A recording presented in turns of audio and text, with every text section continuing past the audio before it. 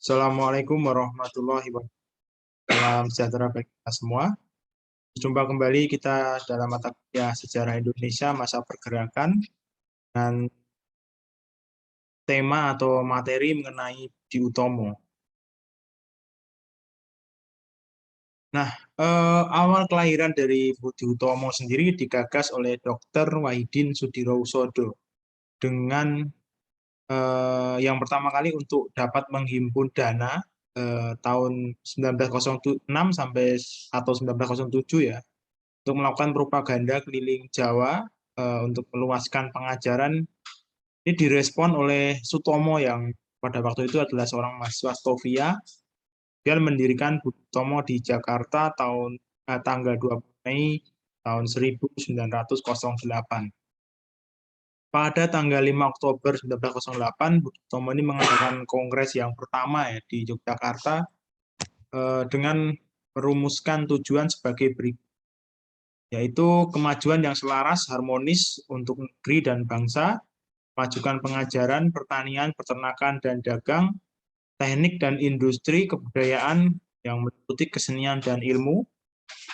Dan sebagai pengurus besar yang pertama dipilih RT Tirto Kusumo, Bupati Karanganyar, pengurus besar yang akan di Jawa. Tujuan dari organisasi ini adalah untuk memajukan kebudayaan Jawa dengan keanggotaan untuk bangsa Indonesia dari Jawa, Madura, Bali, dan Lombok terdiri dari bangsawan dan pegawai negeri atau pensiunan.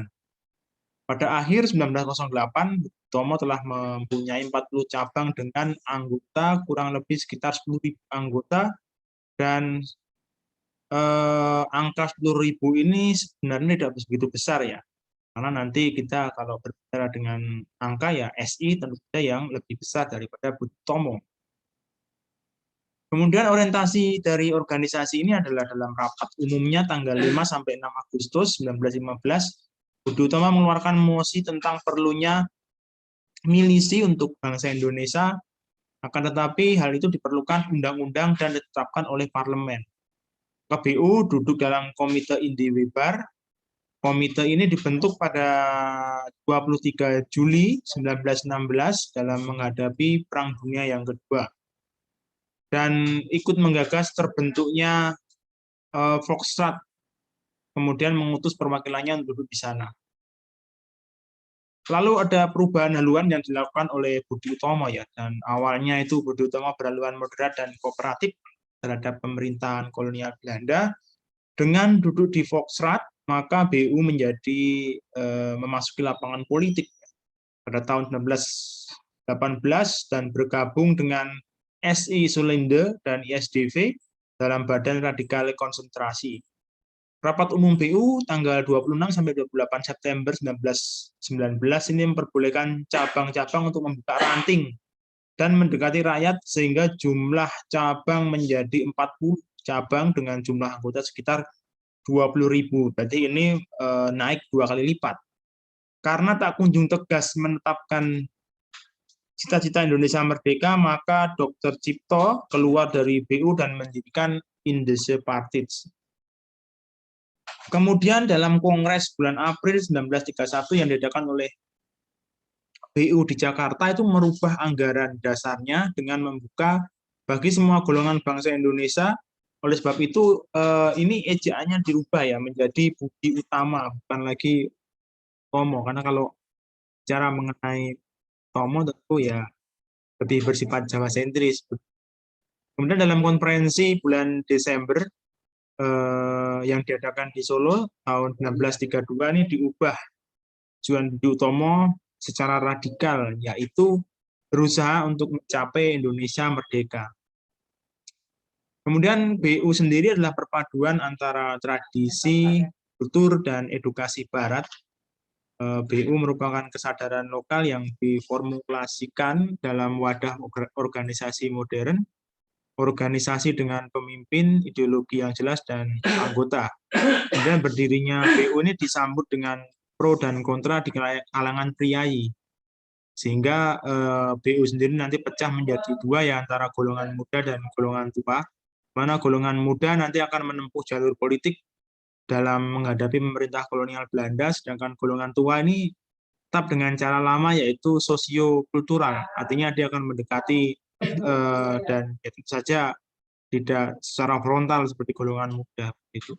Dan ini yang juga menjadi perhatian juga bahwa Budi Utomo ini anggotanya adalah kalangan priai, ya, bukan rakyat biasa seperti nanti dalam organisasi Sarekat Islam.